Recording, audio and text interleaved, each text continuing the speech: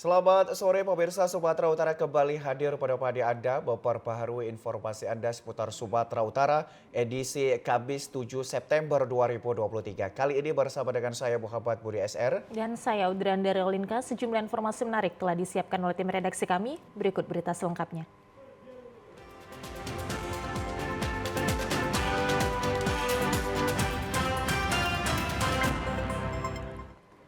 Pemirsa, informasi sore ini diawali dari kasus pembunuhan seorang mantan anggota DPRD Kabupaten Langkat yang digelar di Pengadilan Negeri Stabat malam tadi berakhir ricuh.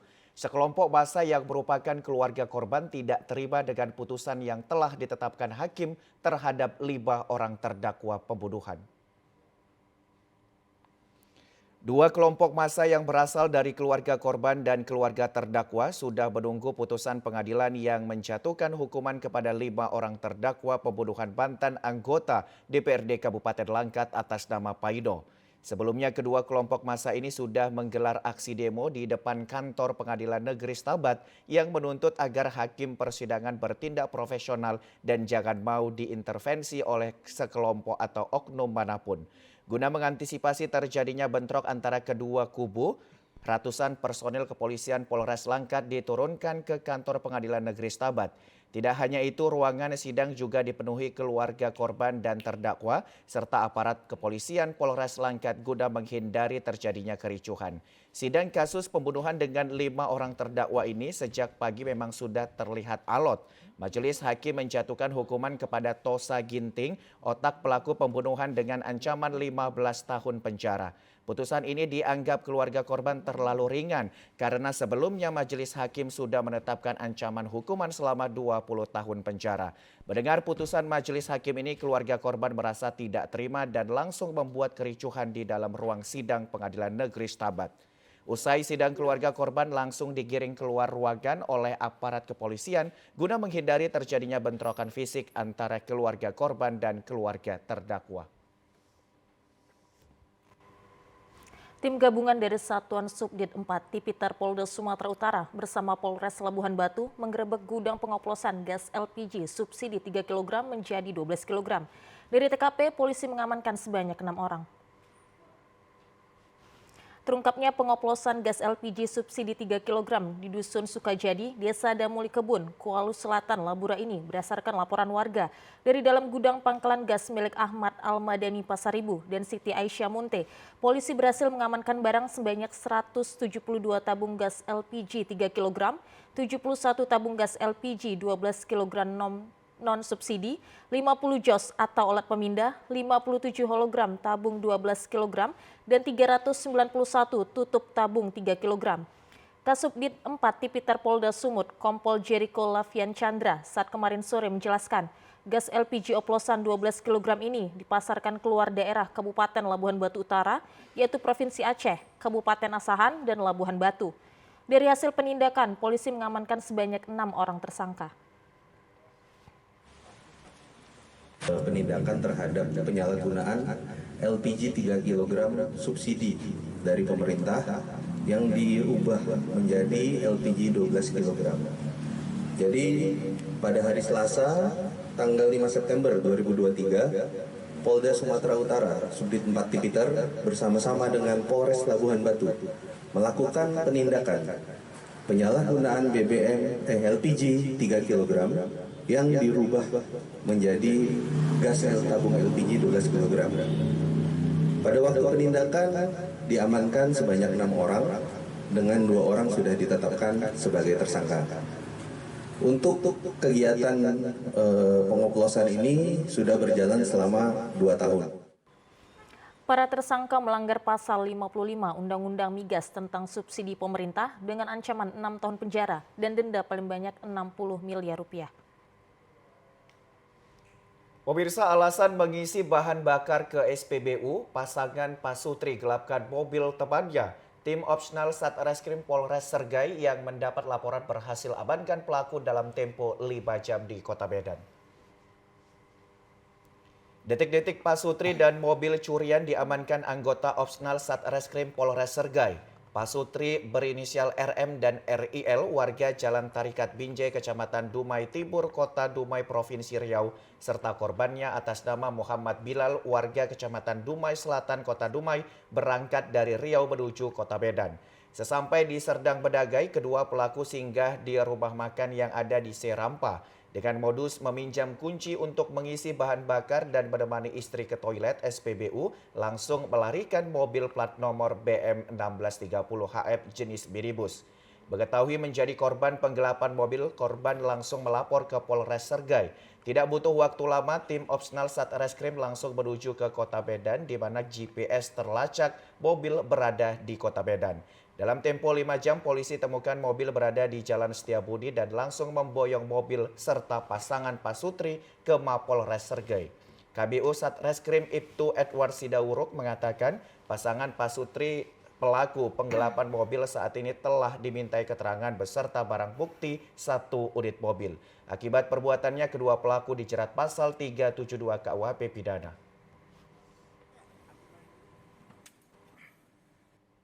Meminjam mobil si korban. Nah, untuk tujuan mau ke SPBU. Nah, setelah itu kembali lagi ke tempat rumah makan ini.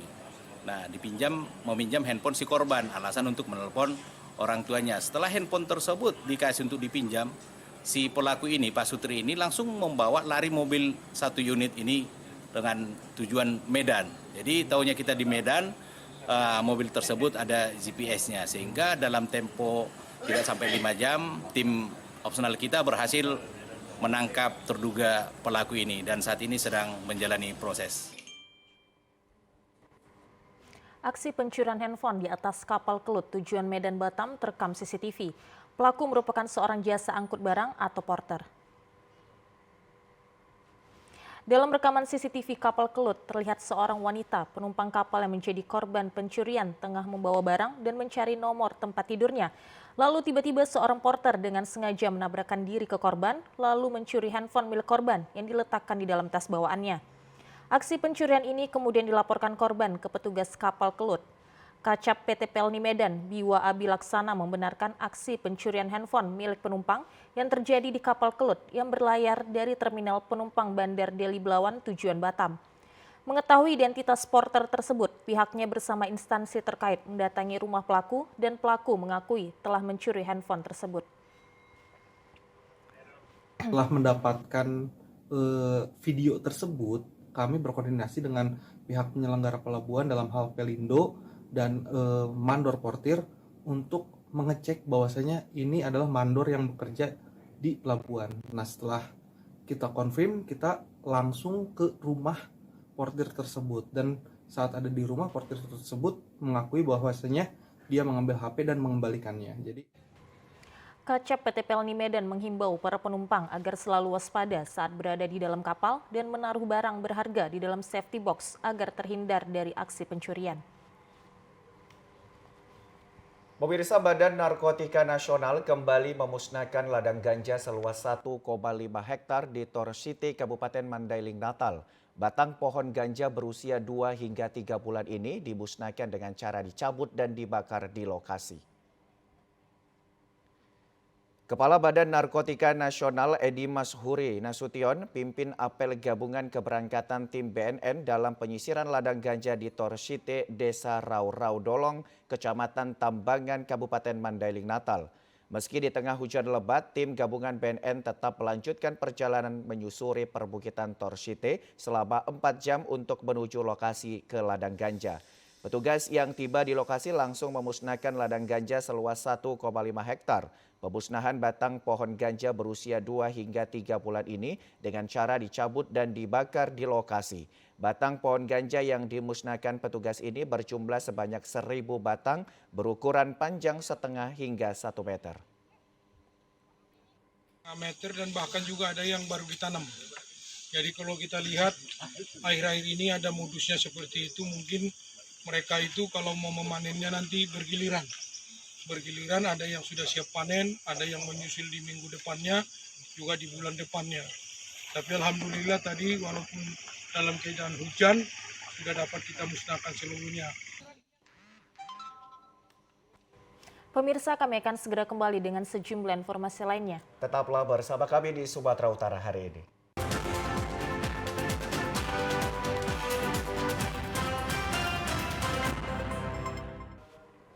Terima kasih Anda masih bersama dengan kami. Pemirsa, curah hujan yang tinggi membuat sejumlah wilayah di Kabupaten Asahan terendam banjir akibat luapan sungai. Aktivitas warga terganggu dan kekurangan air bersih. Sekitar 1000-an rumah warga di 5 kecamatan di Asahan terendam banjir akibat curah hujan tinggi yang membuat sungai di Asahan meluap. Ketinggian air bervariatif mulai dari 20 cm hingga sepaha orang dewasa. Tidak hanya rumah yang terendam, jalan turut terendam banjir sehingga mengganggu aktivitas warga. Banjir menerjang Kabupaten Asahan sejak 2 hari lalu. Sebagian warga yang rumahnya terendam banjir terpaksa mengungsi di tenda pengungsian dan ada juga yang memilih bertahan menjaga harta benda mereka. Akibat banjir, warga yang mengungsi mengaku kesulitan memperoleh air bersih. Selain itu, sejumlah warga mulai merasakan sakit seperti gatal kulit dan demam. Butuhkan apa layakan? Hah? Tenda lah. Perobatan lah. Air bersih kira-kira Kak, dibutuhkan nggak? Dibutuhkan tapi belum ada loh. Ini air bersih sangat dibutuhkan masyarakat ya. Ya dibutuhkan kali lah Pak. Posko kita sudah siapkan hari ini, kemudian pasien yang sudah berkunjung sudah ada 15 orang. Ya, rata-rata banyak lansia juga. Apa sih Bang keluhan saat banjir gini Bang? Ya, kebanyakan memang keluhan-keluhan kalau udah banjir begini seperti demam, batuk, diare, pilek. Ya. Kemudian juga tadi lansia pun ada juga yang kondisi lansia lah, ya, masuk angin seperti itu. Warga berharap kepada pemerintah bantuan air bersih dan dapur umum dapat diturunkan ke lokasi mengingat hujan terus terjadi di Kabupaten Asahan. Guna meringankan beban warga yang terdampak banjir, Koramil 09 Negeri Lama mengunjungi warga yang terdampak banjir serta membagikan puluhan paket sembako. Tingginya intensitas curah hujan selama sepekan terakhir membuat 9 dusun, tepatnya di Desa Negeri Lama Seberang, Kecamatan Bilahilir, Kabupaten Labuhan Batu masih terendam banjir. Melihat kondisi ini, Koramil 09 Negeri Lama merasa terpanggil guna berbagi kepada masyarakat di wilayah teritorialnya yang mengalami kebanjiran. Dan Ramil 09 Negeri Lama Kapten CBAP Matondang menjelaskan, sebagai aparat TNI merasa terpanggil dalam mengatasi kesulitan masyarakat yang terdampak banjir di wilayah teritorialnya, salah satunya dengan memberikan bantuan paket sembako dari iuran kas seluruh keluarga besar Koramil 09 Negeri Lama.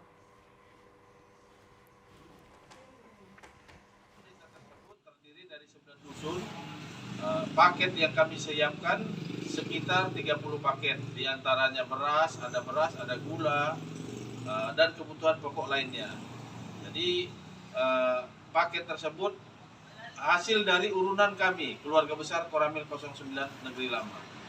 Harapan kami semoga ke depan desa tersebut khususnya tidak mengalami kebanjiran lagi supaya aktivitas masyarakat tidak terganggu. Dan Ramil 09 Negeri Lama juga berharap ke depannya Desa Negeri Lama Seberang, Kecamatan Bilahilir, Kabupaten Labuhan Batu tidak lagi mengalami banjir agar aktivitas masyarakat bisa kembali seperti semula. Pemirsa, berikut kita akan ikuti informasi seputar pemilu.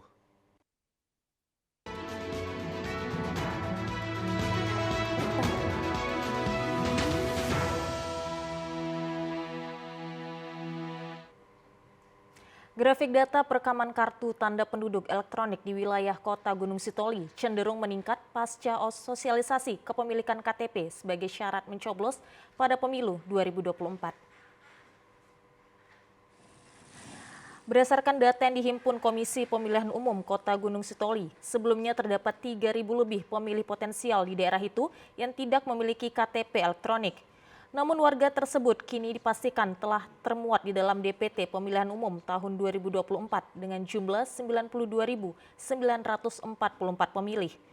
Khusus untuk pemilih potensial, terpantau kesadaran mereka cukup tinggi mengurus KTP elektronik dengan mendatangi kantor Dinas Kependudukan dan Pencatatan Sipil setempat. Salah seorang pemilih pemula, James Michael Sejahtera Nehe, mengatakan, Keinginannya mengurus KTP elektronik agar tidak mengalami hambatan dalam memberikan hak pilihnya pada pemilu 2024 nanti. Saya mengurus KTP saya hari ini karena dikarenakan juga pemilu sudah semakin dekat dan butuh kartu KTP untuk Sebagai syarat ya? sebagai syarat untuk berpartisipasi untuk mendukung di pemilu nanti. Kepala Dinas Kependudukan dan Pencatatan Sipil Kota Gunung Sitoli, Bernardin Telambanua mengakui peningkatan jumlah warga yang datang mengurus KTP elektronik terjadi dalam kurun Januari hingga September 2023 dengan jumlah 1.500 jiwa lebih, termasuk di dalamnya pemilih potensial pada pemilu 2024. Sampai dengan bulan September ini, total warga yang sudah melakukan perekaman di kantor Dinas Dukcapil berjumlah 1.517 orang, Pak. Ya, jadi luar biasa. Sehari-hari berdasarkan umur, apakah mereka itu termasuk bagian daripada pemilih potensial? Iya, itu bagian dari pemilih potensial ya, pemilih yang berusia 17 tahun. Yang usia 17 tahun itu melakukan perekaman berjumlah 350 orang. Pelayanan publik pada Dinas Dukcapil Kota Gunung Sitoli terus dimaksimalkan guna mensukseskan penyelenggaraan pemilihan umum 2024 mendatang. Pemirsa, Kapolda Sumatera Utara Irjen Pol Agung Setia mengumpulkan petinggi 18 partai politik peserta pemilu 2024 untuk mendeklarasikan pemilu damai. Selain 18 partai politik peserta pemilu 2024, Kapolda Sumut juga mengumpulkan para calon anggota legislatif dan organisasi masyarakat pada kemarin. Mereka diminta untuk menciptakan pemilu yang damai tanpa adanya kecurangan dan pelanggaran yang berpotensi menimbulkan kegaduhan. Selain itu, para petinggi partai politik dan bacalek peserta pemilu ini juga diminta untuk menolak segala bentuk kekerasan, intimidasi, provokasi, dan hoaks, serta diminta untuk tidak melakukan politik uang. Hal ini sengaja dilakukan agar pemilu tahun depan dapat berjalan dengan aman dan tertib tanpa adanya gangguan terkhusus yang bersumber dari peserta sendiri. Kapolda Sumatera Utara Irjen Pol Agung Setia mengatakan untuk mengamankan jalannya pemilu mendatang pihaknya telah menyiapkan personil yang akan bertugas melakukan pengamanan mulai dari tempat kampanye hingga di tempat pemungutan suara. Agung menyebut jika nantinya ditemukan adanya pelanggaran maka yang berisikan petugas gabungan akan melakukan tindakan. Saya rasa yang ada sekarang adalah Satgas Gakumdu ya. Dari Gakumdu kami dengan Kejaksaan, dengan Bawaslu berkolaborasi untuk bagaimana memastikan aturan-aturan terkait dengan penyelenggaraan pemilu dipatuhi oleh semua pihak. Pemirsa, kami akan segera kembali dengan sejumlah informasi lainnya. Tetaplah bersama kami di Sumatera Utara hari ini.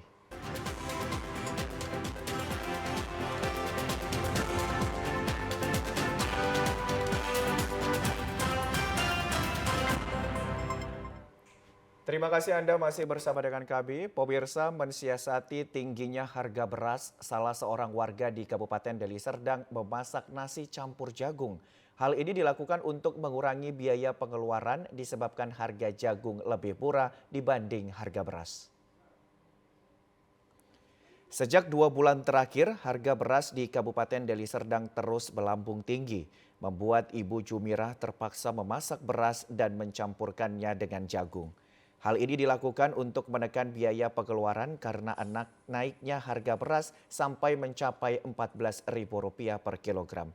Sementara harga jagung jauh lebih murah Rp8.000 per kilogramnya. Memasak beras dicampur jagung ini sudah dilakukan Jumirah sejak 1 bulan terakhir. Ia tinggal bersama suami dan 2 orang anaknya di rumah berukuran 3x3 meter yang tidak pernah mendapatkan bantuan dari pemerintah. Sang suami bekerja serabutan dengan penghasilan yang pas-pasan dan terpaksa ia harus mensiasati agar suami dan 2 orang anaknya bisa makan.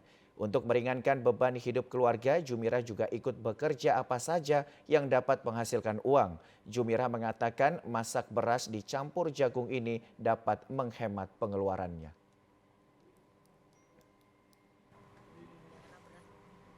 Kalau pakai campur jagung kan biar hemat. Beras sama jagung mana lebih mahal kalau di sini? Beras. Nah, jadi kalau masak dengan jagung itu sama banyaknya. Lebih banyak dicampur jagung daripada beras sendiri gitu nggak dicampur. Beras 1 kilo 14, jagung setengah kilo 4.000, kalau sekilo 8.000 jagungnya. Nah itu cukup Bu untuk makan sehari? Lebih bahkan. Jumira berharap kepada pemerintah agar dapat memperhatikan warganya yang tidak memiliki kemampuan membeli beras di tengah lonjakan harga yang terus merangkak naik di setiap harinya. PSMS Medan membantah menunggak gaji 2 pemain usai Liga 2 2022 dinyatakan force majeure atau dihentikan karena tragedi Kanjuruhan. Manajemen PSMS menyebut bahwa yang dilakukan kedua mantan pemain PSMS tersebut merupakan tindakan di luar kesepakatan. Berhembusnya kabar PSMS Medan menunggak gaji 2 mantan pemainnya di musim kompetisi Liga 2 2022 lalu diketahui setelah munculnya keterangan dari Asosiasi Pemain Sepak Bola Profesional Indonesia (APPI) yang menyatakan beberapa klub terlibat penunggakan gaji pemain di musim lalu dan telah diadukan ke Badan Penyelesaian Sengketa Nasional atau NDRC. APPI menyebut 2 mantan pemain PSMS Medan tersebut menuntut klub untuk menyelesaikan tunggakan gaji sebesar 127 juta rupiah atau sisa gaji pasca dihentikannya Liga 2 oleh PSSI musim lalu. Namun hal tersebut dibantah oleh Direktur Teknik PSMS Medan, Andri Mayar. Dirinya mengatakan bahwa PSMS Medan tak pernah menunggak gaji pemain di musim lalu. Pria yang juga pernah menduduki posisi sebagai manajer PSMS ini menyebutkan persoalan administrasi dan finansial telah dilakukan dan disepakati oleh klub dan pemain sebelum dilakukannya pembubaran tim akibat dihentikannya Liga 2 musim lalu. Tunggakan, ini yang harus saya garis bawahi. Kenapa? Karena kita tidak pernah melakukan tunggakan apapun kepada gaji pemain. Yang mereka mintakan ini adalah apa yang tidak sama dengan apa yang kita sepakati pada saat berakhirnya Liga 2 yang lebih cepat karena force majeure kemarin. Nah, sehingga, tapi mereka tidak ungkapkan itu pada saat rapat penutupan itu. Di situ ada supporter, semua orang mengetahui. Kita sudah sampaikan bahwasannya Liga 2 selesai dan tidak dilanjutkan karena akibat force majeure. Andri pun menyebutkan telah melakukan komunikasi dengan APPI terkait hal ini. Badan Penyelesaian Sengketa menurut Andri hanya meminta klub untuk membayar kompensasi sebesar 55 juta rupiah. Namun PSMS menyatakan banding terkait keputusan ini karena merasa tak pernah menunggak gaji pemain di musim lalu.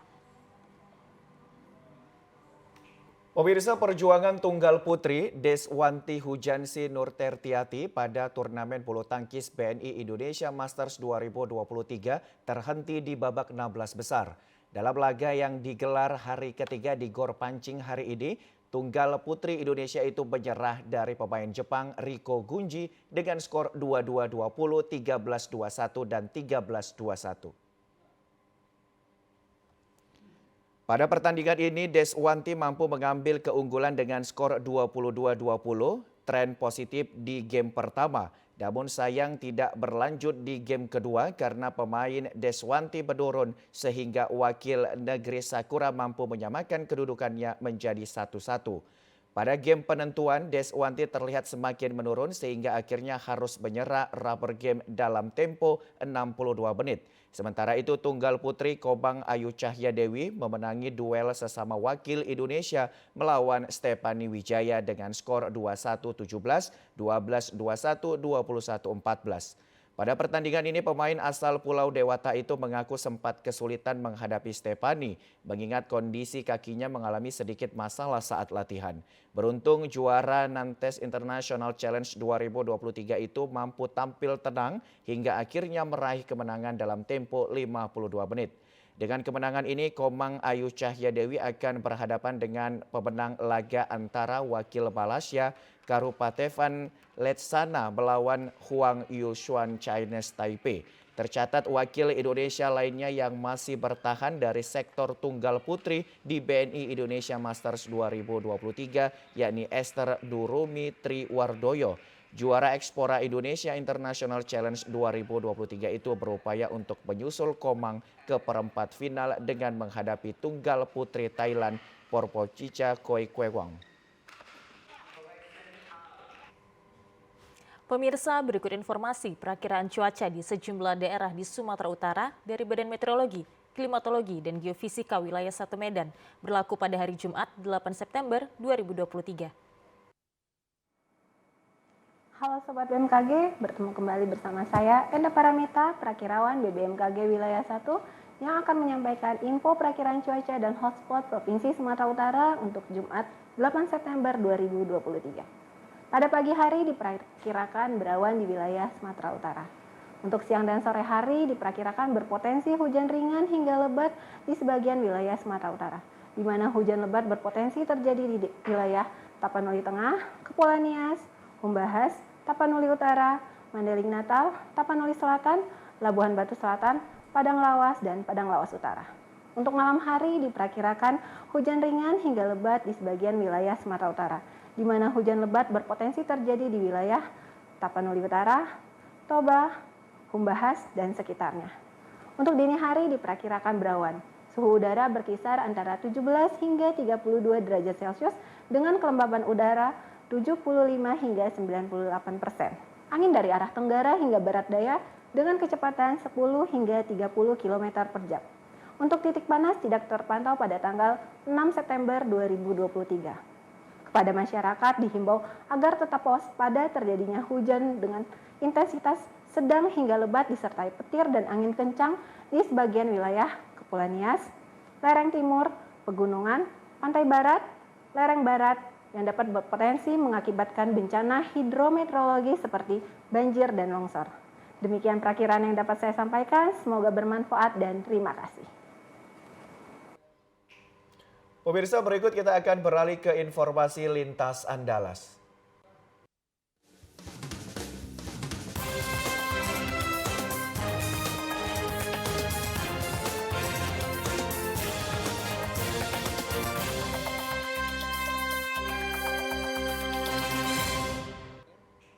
Dampak kemarau yang terjadi di Kabupaten Seluma mulai menyebabkan kekeringan lahan pertanian. Tercatat lebih dari 1.600 hektar sawah telah mengering.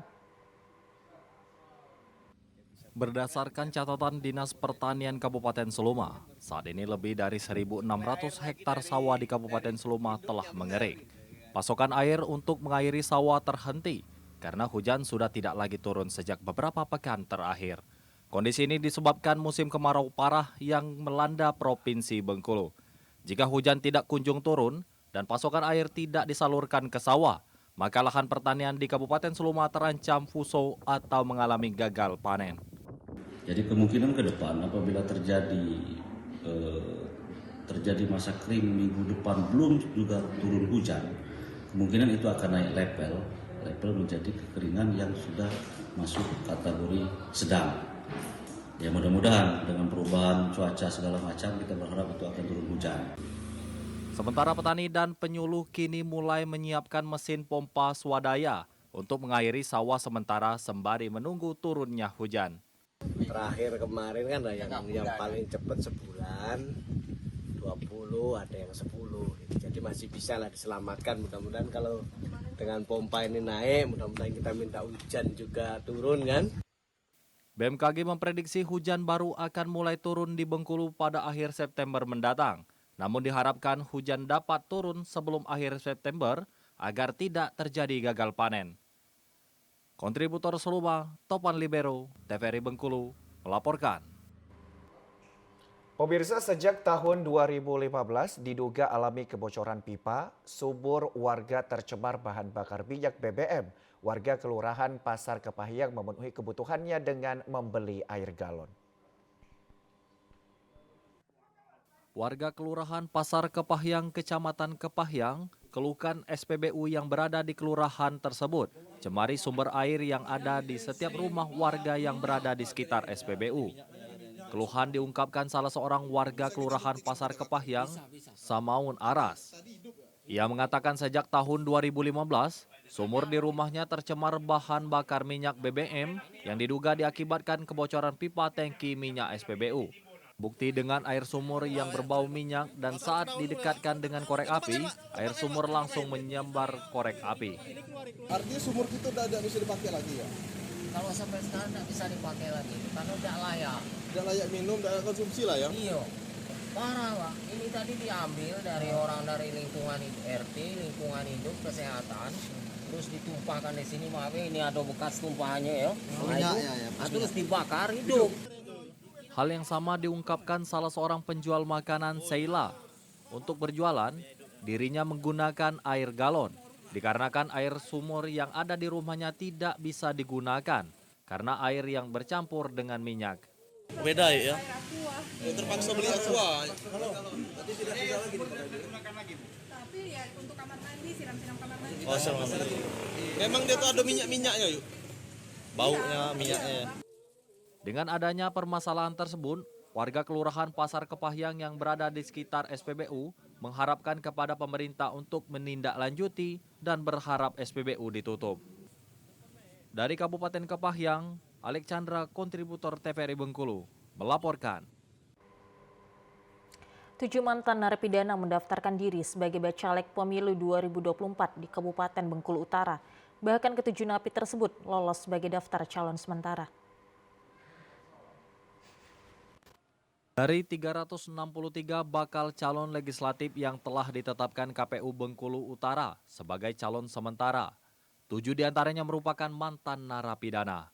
Ke-7 mantan narapidana terdiri dari Partai Hanura 4 orang, Partai Demokrat 1 orang, Partai Perindo 1 orang, dan Partai Gerindra 1 orang. Ketua KPU Bengkulu Utara Santoso mengatakan, ke-7 mantan narapidana yang masuk ke dalam DCS telah memenuhi persyaratan dengan telah melengkapi semua berkas yang dibutuhkan, sehingga ke-7-nya dinyatakan memenuhi syarat. Mereka semua ke-7 orang mantan napi itu secara administrasi sudah lengkap sehingga kita tetapkan sebagai DCS, baik yang melampirkan surat keterangan dari pengadilan, surat keterangan putusannya itu, kemudian juga sudah bebas, kemudian untuk yang ancamannya di atas 5 tahun itu sudah berjeda 5 tahun, kemudian untuk yang mereka juga sudah mengumumkan ke ruang publik bahwasanya mereka mantan napi. Santoso menambahkan, ke-7 mantan narapidana yang masuk ke dalam DCS tersebut tidak ada yang terjerat kasus korupsi, melainkan terdiri dari kasus tindak pidana umum dan kasus narkoba. Dari Kabupaten Bengkulu Utara, Tim Liputan TVRI Bengkulu melaporkan. Pemirsa, informasi tadi menutup perjumpaan kita pada program Sumatera Utara hari ini. Saya Muhammad Budi SR. Dan saya Udran Daryolinka beserta seluruh kerabat kerja yang bertugas mengucapkan terima kasih atas perhatian Anda. Selamat sore dan sampai jumpa.